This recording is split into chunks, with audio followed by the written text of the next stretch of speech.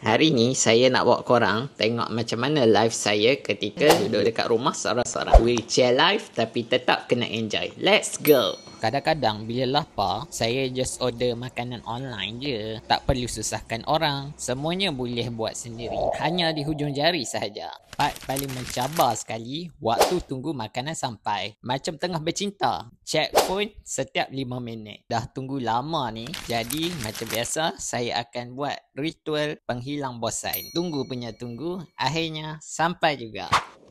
Huish, menarik ni. Makan seorang-seorang tak semestinya sunyi tau. Bagi saya, ni me time. Nak makan apa, bila, semua ikut suka hati.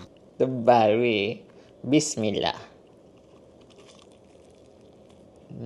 Kita try ayam goreng dia pula. Uish, luar dia crunchy guys.